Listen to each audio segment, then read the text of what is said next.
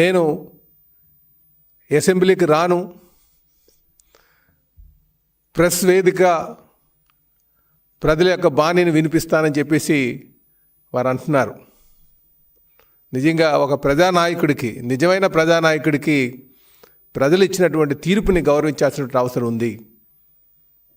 అంటే జగన్మోహన్ రెడ్డి గారికి ఈ ప్రజలు ఇచ్చినటువంటి తీర్పు ఆయనకి గౌరవించడం రాదు. 2019లో తెలుగుదేశం పార్టీకి 23 సీట్లు వచ్చినాయి. 3 సార్లు ముఖ్యమంత్రిగా చేసినటువంటి చంద్రబాబు నాయుడు గారు ఆ ప్రజా తీర్పుని గౌరవించి ఆయన అసెంబ్లీలో ఉన్నటువంటి తీరుని మీరు గమనించాలి.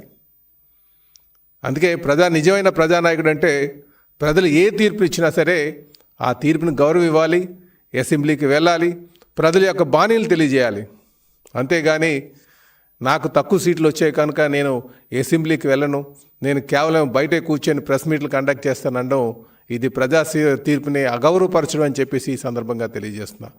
జగన్మోహన్ రెడ్డి అందుకే విశ్వసనీయత, నీతి, నిజాయితీ, నిబద్ధత ఈ మాటలు మీకు సరిపోవు అని చెప్పేసి ఈ సందర్భంగా తెలియజేస్తున్నాం.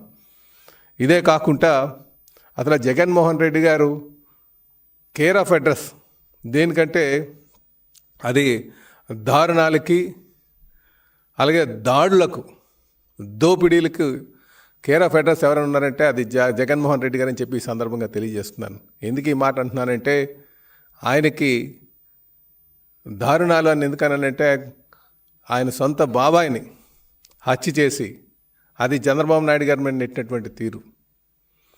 ఇంకా దాడులు, ఆయన పార్టీ ఎవరు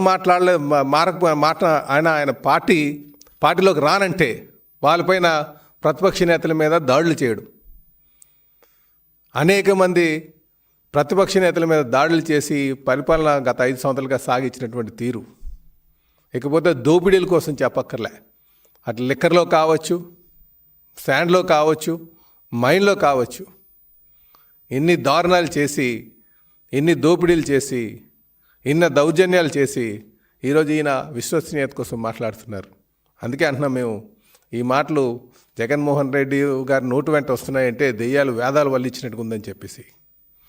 ఇదే కాకుండా ఈయన లిక్కర్ కోసం మాట్లాడుతున్నారు.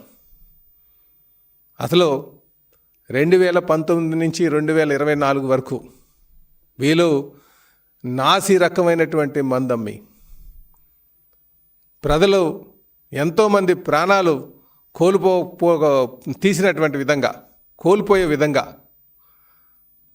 ఆయన సొంత డిస్టిలరీస్ పెట్టుకొని దారుణంగా వ్యవహరించినటువంటి తీరు. ఈరోజు ఈయన లిక్కర్ కోసం మాట్లాడుతున్నారు. అంటే ఒక నాణ్యత లేనటువంటి మందుని ఈ రాష్ట్రంలో తీసుకొచ్చి తద్వారా డబ్బులు కూడబెట్టుకొని ఎంతోమంది, సుమారు 3 లక్షల మందికి ఆయన లివర్ సమస్యలతో ఈ రోజుకి కూడా బాధపడుతున్నారు. 35,000 మంది ఆ లివర్ సమస్యలతో చనిపోయినటువంటి తీరు గత 5 సంవత్సరాలుగా.